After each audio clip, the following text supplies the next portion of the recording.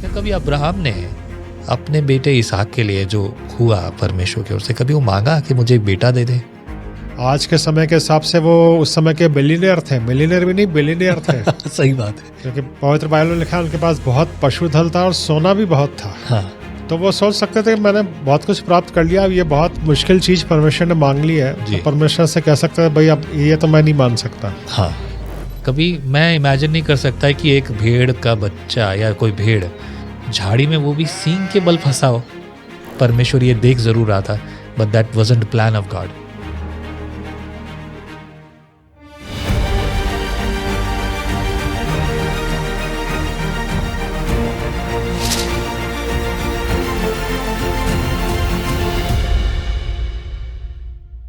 Praise the Lord, जय मसीह की। स्वागत है आपका एक और बार विजनरी रेडियो टीवी के इस खास प्रोग्राम जिसका नाम है man in the Bible. Man in the Bible program की शुरुआत मैंने परमेश्वर की ओर से एक प्रेरणा पर प्राप्त की, और इस शुरुआत में मैं चाहता हूं कि परमेश्वर की ओर से जिन पुरुषों को परमेश्वर ने पवित्र शास्त्र बाइबल में इस्तेमाल किया, आपकी और मेरी जिंदगी के लिए एक कठोर, गंभीर और सीधा संदेश देने के लिए उनकी जिंदगियों पर बात की जाए। इसी तरीके से मैन के साथ साथ विमेन इन द बाइबल, और उसी के साथ साथ आप देख रहे हैं यूथ इन द बाइबल, और ऑफ कोर्स आने वाले दिनों में प्रभु सहायता करे हम चिल्ड्रन इन द बाइबल के बारे में भी बात करेंगे, प्रभु की योजनाएं पूरी हों।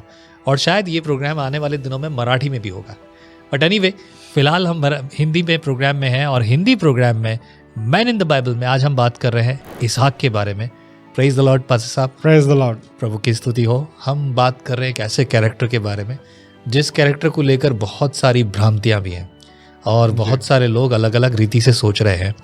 Even the promise son, I must say that, क्योंकि ये परमेश्वर की वाचा थी कि मैं तुझे एक संतान दूंगा, बल्कि एक नहीं जी, इतनी जिनको कभी कोई गिन नहीं सकता। जी हाँ, टेक्निकली आज कोई वाकई नहीं गिन सकता। जी हाँ, किसी को नहीं पता कि पूरी दुनिया में विश्वास की संतान अब्राहम के बाद कितनी है। जी।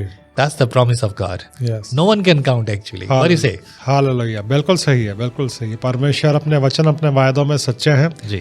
और इस बात के लिए अपने परमेश्वर की हम महिमा करते हैं। राइट। इसहाक का जन्म एक विश्वासी था, जी, और जब परमेश्वर ने उसे कहा कि अपने इस बेटे को जिसे तूने इतने मिन्नतों के बाद प्रॉमिस सन है ना, उसको तू वापस मुझे दे दे, एक दिल पिता का कैसा हुआ होगा। आप पिता हैं, मैं भी पिता हूं।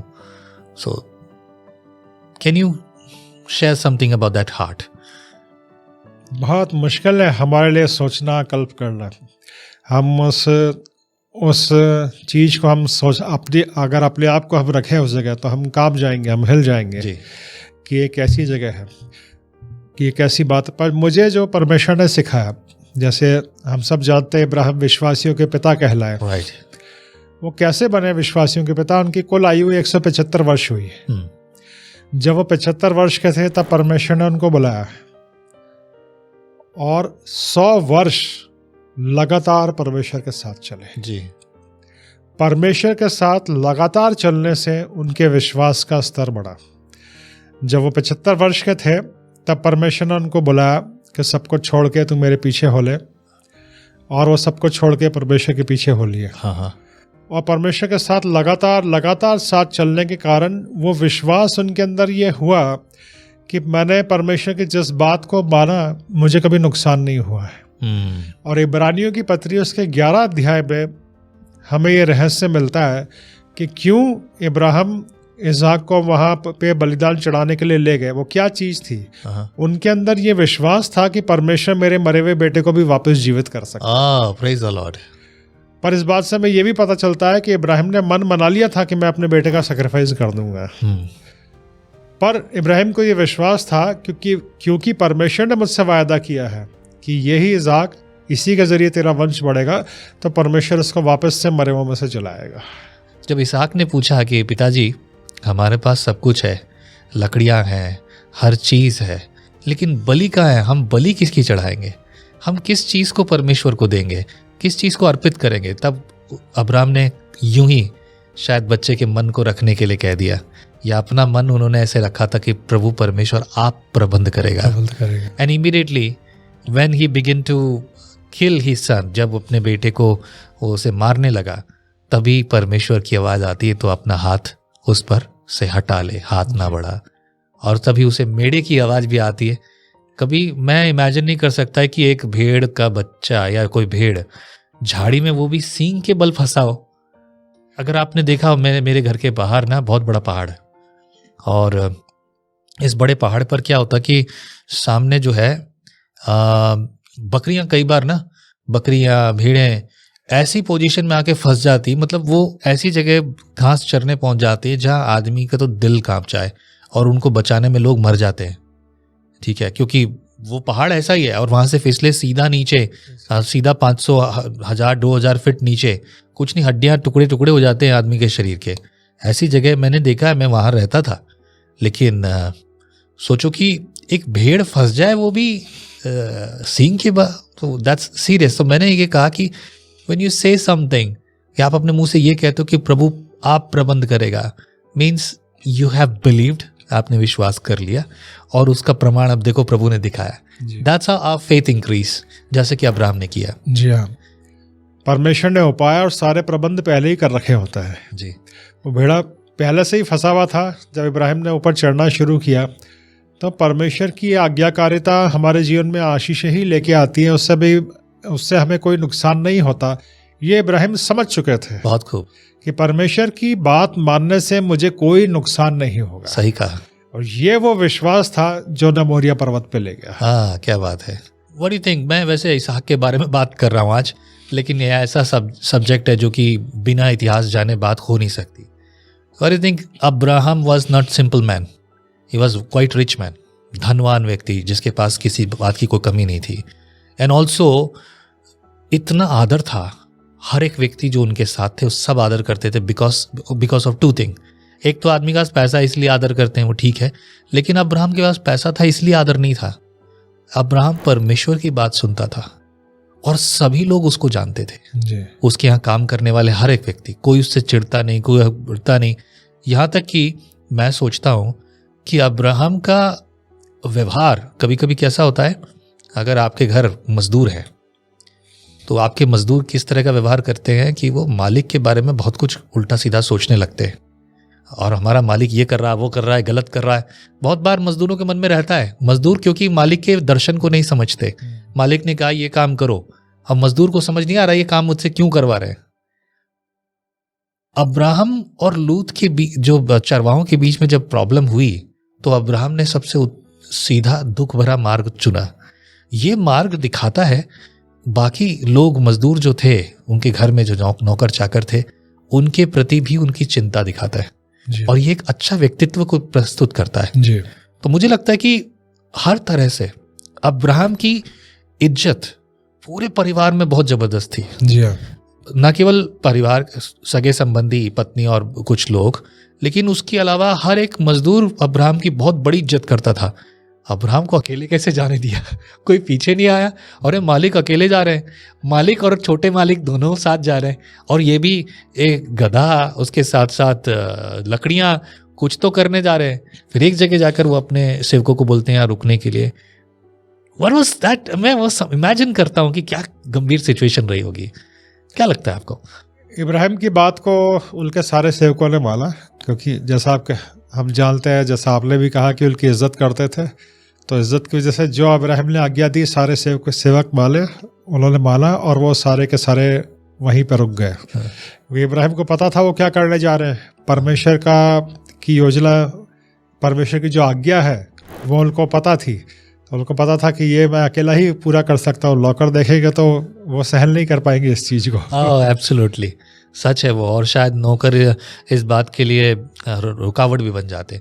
अब मैं अगर मजदूरों की तरफ से सोचूं, तो अगर मैं मजदूरों में से होता तो मेरा नेचर ये है कि जिससे मैं प्रेम करता हूँ, जिसका मैं आदर करता हूँ, मैं तो छोड़ूंगा नहीं एक पल भी। आप जा रहे हो, मेरे बिना तो नहीं जाओगे आप, आपको जहाँ भी ज़रूरत पड़ी मैं खड़ा हूँ। This is what my feeling. और आपकी इस बात से एक बहुत सुंदर पॉइंट निकल के आया है जी। कभी आप अपने लीडर की बात को या उसके पूरे दर्शन को ना भी जाने, और अपने लीडर का व्यवहार आपको अजीब लगे, जैसे उस समय इब्राहिम का अजीब लगा होगा, जी, तो आप अगर ये जानते हैं कि ये जो हमारे लीडर हैं ये परमेश्वर के सेवक हैं, तो आपको इज्जत देते हुए उनकी बात माननी है। आमेन, आमेन, आमेन। बिल्कुल ठीक कहा आपने। और ऐसे लोगों के अभी जो आपने कहा, हम सबको सीखना चाहिए। अगर हम ये स्वभाव नहीं रखते, और जैसा कि अब हम अब्राहम की बात तो कर रहे हैं, लेकिन अब्राहम के स्वभाव से अगर हमें ये समझ नहीं आता तो हम कभी उस लेवल पे जा ही नहीं पाएंगे, कभी समझ ही नहीं पाएंगे। That's what, as you said. Yes. Let's talk about his son, one of the promise son. तो जो प्रॉमिस हुआ अब्राहम के लिए, उस बेटे के प्रति अब्राहम के मन में कैसी भावनाएं रही होंगी, क्या क्या दर्शन लगाया होगा, और तभी परमेश्वर ने कहा ये मुझे वापस दे दे। जी हाँ, अंदर से वो पूरी तरह से दुखी हो गए होंगे, टूट गए होंगे, लेकिन फिर वही जो इब्रानियों 11 अध्याय बताता है, जी, उन्होंने ये विश्वास किया कि परमेश्वर इसको वापस से जलाने की सामर्थ्य रखता है। बिल्कुल। और ये विश्वास उनको उस पर्वत पे ले गया। और साथ ही एक बड़ा सुंदर मैसेज इसमें है, अगर इब्राहिम ज़मीन पे ही रह जाते, वो बहुत कुछ प्राप्त कर चुके थे।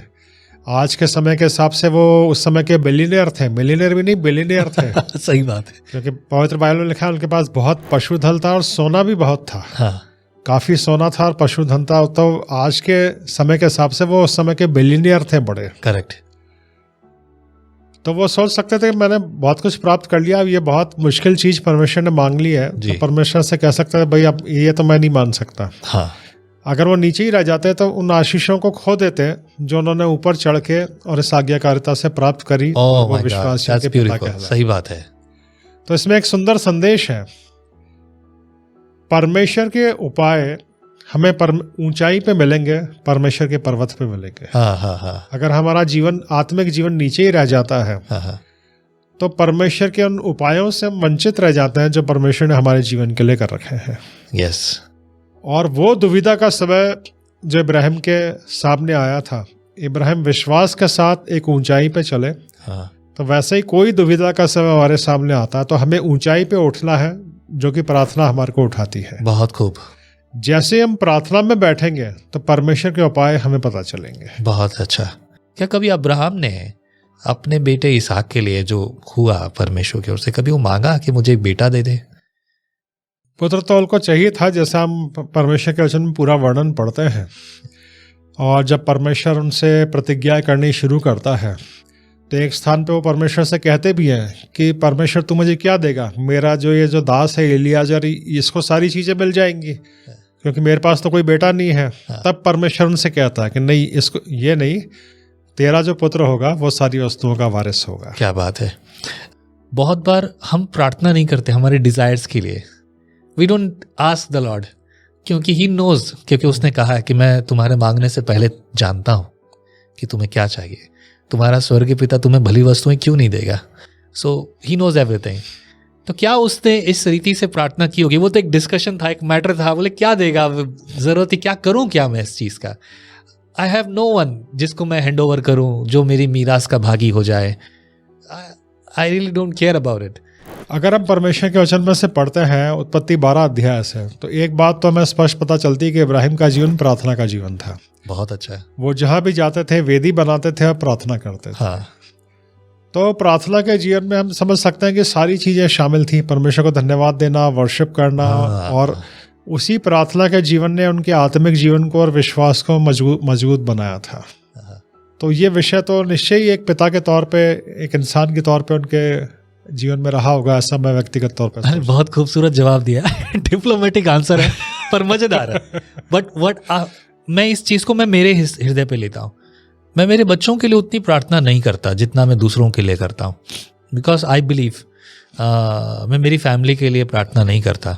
अभी भी मैं किसी बात से परेशान था, चिंतित था, जो मैं अक्सर मेरे सामने रहती है। रास्ते भर में स्कूटर चला रहा था, तो स्कूटर चलाते समय मेरे मन में अभी जो भी प्रार्थनाएं थी वो मैंने प्रभु को कह दी। मैंने, प्रभु ये काम करना है, इस तरह से काम करना है, इस तरह से करना है, and you take care of it, right? So I don't pray for my personal own thing, like for my family, for my kids. बस मैं उनको कहता हूँ कि परमेश्वर तुम्हें खड़ा करेगा, परमेश्वर तुम्हारे लिए करेगा। So in that same way I feel कि अब्राहम शायद ये प्रार्थना नहीं कर रहा होगा कि तू मुझे बेटा दे, तू मुझे ये कर। ऑफ कोर्स होगा भी, we do not have clear answer, पर ये सही बात है, जब आदमी जब प्रार्थना में रहता है, जब प्रभु में रहता है, तो उसमें डिजायर ही नहीं रहती। जी हाँ। क्या फिर भी वो मतलब मांग रहा होगा?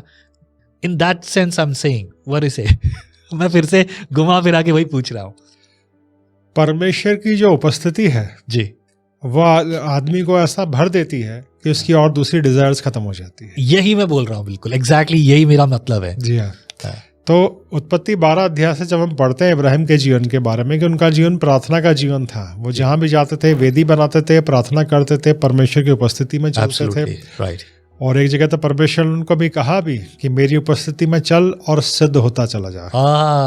क्या बात है। तो परमेश्वर की उपस्थिति में जब हम चलते हैं, परमेश्वर की उपस्थिति प्रेजेंस ऐसा भर देती है हमारे जीवन को कि और दूसरी डिजायर्स खत्म हो जाती है। हाँ, यस।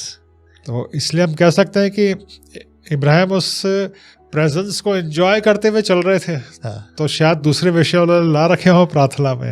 ये ठीक वैसे ही है जैसे बुक ऑफ मैथ्यू में प्रभु ने कहा, पहले तुम उसके धर्म और राज्य की खोज करो, जी हाँ। बाकी सब तुम्हें अपने आप मिल जाएगा। मुझे लगता है कि ये एक ऐसा वचन है, ज़्यादातर लोग इसे ना धन दौलत से जोड़ते हैं, जी। पर मुझे लगता है कि ये परमेश्वर के साथ वही, जैसा कि प्रभु ने कहा मेरे साथ चल तो सिद्ध होता जा। तो दैट्स व्हाट आई फील। आपने कहा कि Abraham 100 years he walked with the Lord. उससे पहले पता ही नहीं। एक दिन खड़े होते हैं, डैडी को बोलते, डैडी मैं जा रहा हूँ। कहाँ जा रहा है बेटा? पता नहीं। कब जाएगा बेटा? पता नहीं। किसके साथ जा रहा है बेटा? पता नहीं। किसने बोला बेटा? पता नहीं। उसको कुछ पता नहीं है वो क्या बोल रहा है, क्योंकि बोले मुझे परमेश्वर ने बोला है। और लूत बोला कि भाई मेरे को तो चाचा के साथ जाना है। अभी चाचा कहाँ जा रहा है? पता नहीं। I means there is no something like, वो शुरुआत ऐसी होती है। That's amazing। हमें सब पता है कि हमें कहाँ जाना है, क्या करना है। We start like that। But a faith walker, विश्वास से चलने वाला, उसकी जिंदगी ऐसी ही है। इस फेथ वॉकर को परमेश्वर ने एक संतान दी है जिसका नाम रखा गया है इसहाक। इसहाक से पहले कांड हो गया है। That was not plan of God। जी, है ना। मैं बात कर रहा हूँ इस्माइल की। जी। ये एक ऐसा कांड है, मैं इसे कांड बोल रहा हूँ, ये ऐसा कांड है जो परमेश्वर की योजना में नहीं था, लेकिन ये अब्राहम की पत्नी सारा की मन की इच्छा थी कि नहीं, अभी ऐसे नहीं तो ऐसे रास्ते चुन लेना। मतलब जो कहते हैं ना शॉर्टकट मारने का तरीका। जी। तो सारा ने शॉर्टकट मारने की कोशिश की है। अब्राहम, परमेश्वर ये देख जरूर रहा था, but that wasn't plan of God. इसहाक की शादी एक बहुत अद्भुत घटना है। जी हाँ। उससे पहले मैं कहूँ, जहाँ भी बात इसहाक की होती है जी, तो मुझे एक बड़ी खूबसूरत कहानी याद आती है। जी। एक जगह इंग्लैंड के अंदर एक गांव था जहाँ सर्दियों में काफ़ी बर्फ़ गिरती थी, और वहाँ एक छोटा सा परिवार रहता था, माता पिता 2 बच्चे। एक सुबह जब वो सो के उठे, उन्होंने पाया बहुत हैवी स्नोफॉल हुआ है, और उस दिन बच्चों को स्कूल जाना ज़रूरी था, उनके एग्ज़ाम्स थे। लेकिन जैसे ही घर का दरवाज़ा खुला, चारों तरफ सिर्फ बर्फ़ ही बर्फ़ दिख रही थी। ओके। अब बच्चों ने अपने पेरेंट्स से पूछा कि आज हम स्कूल कैसे जाएंगे, आज तो रास्ता भी दिखाई नहीं दे रहा। तो पेरेंट्स ने कहा कोई बात नहीं, हम समय पर तैयार होंगे और चलेंगे, हम तुम्हें स्कूल ज़रूर पहुंचा देंगे। दोनों माता पिता तैयार हो गए, और तैयार होकर वो परिवार घर से बाहर निकला, और पेरेंट्स ने अपने बच्चों से कहा कि बेटा हम आगे आगे चलेंगे, और हमारे आगे चलने से बर्फ़ में जो निशान बनेंगे तुम्हें उन पे पाँव रखना है। और ऐसे करके माता पिता आगे चलने लगे, और उन्होंने कहा कि जहाँ जहाँ हमारे बर्फ़ पे हमारे पाँव के निशान बन रहे हैं तुम उन्हीं में पाँव रखना, और ऐसे हमारे पीछे चलते रहना। बीच में चलते हुए एक बार बच्चों ने कहा कि अरे वहाँ बर्फ़ बहुत अच्छी लग रही है, उधर से चलते हैं। तो उन्होंने कहा नहीं बेटा, वहाँ बहुत बड़ा खड्डा है, नीचे बर्फ़ के अंदर हम खड्डे में चले जाएंगे। तो ऐसे वो पेरेंट्स जो है वो अपने बच्चों को स्कूल पहुँचाते हैं। इसहाक के साथ भी यही हुआ। अच्छा, बड़ा इसहाक एग्जाम्पल है। इब्राहिम के फुटप्रिंट्स मिले फॉलो करने के। वाह, क्या बात है। इब्राहिम और इसहाक के जीवन को जब हम पढ़ते हैं, मैं कहता हूँ इसहाक का जीवन एक बड़ा आशीषित जीवन था। उसको इब्राहिम के पदचिन्ह मिले फॉलो करने के लिए, चलने के लिए। और इसीलिए उत्पत्ति 26 अध्याय में एक घटना का वर्णन है, जब वो गरार देश में रहते थे इसहाक, और वहाँ पे एक बहुत बड़ा अकाल पड़ा। उस अकाल की वजह से सब लोग मिस्र में चले गए, क्योंकि वहाँ पे नील नदी थी, पानी था। ये सारे लोग शेपर्ड्स थे, इनको जानवरों के लिए पानी चाहिए, चारा चाहिए, और ये सारे लोग मिस्र में चले गए, जी, बाकी सब लोग। पर परमेश्वर ने इसहाक को मिस्र में जाने से मना किया, क्योंकि मिस्र पूरा पाप में डूबा हुआ था। हाँ हाँ 26 अध्याय में लिखा है कि इसहाक परमेश्वर की बात मानते हुए वहीं अकाल के देश में रह गए। सोचिए कितना कठिन निर्णय था। उनके परिवार के लोग, सर्वेंट्स, पशुओं चढ़ाने वाले सारे सर्वेंट्स, वो बोले होंगे कि ये आदमी क्या हो गया, उसको पे पागल हो गया। हाँ हाँ सब लोग मिस्र में जा रहे हैं, जहाँ पानी है, चारा है, हरी घास है, जी, पर ये अकाल में ही रहना मांगता है, सारे जानवर मर जाएंगे, हमारा क्या होगा। पर इसहाक ने इस बात पे एक स्टैंड लिया कि नहीं, परमेश्वर ने बोला है कि मिस्र नहीं जाना, तो मैं यहीं पर रहूंगा। हाँ और उसके सामने एग्जाम्पल था इब्राहिम का कि मेरे पिता ने इतनी कठिन बात मानी, उनको कोई नुकसान नहीं हुआ, हाँ, तो मुझे भी नुकसान नहीं होगा। बहुत खूब। और बाद में हम पढ़ते हैं कि इसहाक ने वहीं उसी अकाल के देश में रहते हुए काम किया, खेती करी, और परमेश्वर ने उनको 100 गुना आशीष दी। और परमेश्वर की इस बात पे मानने परमेश्वर ने उनको इतनी आशीष दी कि उस देश के राजाओं से भी ज़्यादा धनवान और शक्तिशाली इसहाक बन जाते हैं। क्या बात है, क्या बात है। आपकी बात सुन के तो मुझे एक बुक लिखने का ख्याल आ रहा है कि मैं इस पर पूरी बुक लिख दूंगा। वेल, ब्यूटीफुल एग्जाम्पल दिया आपने। And let me add something here.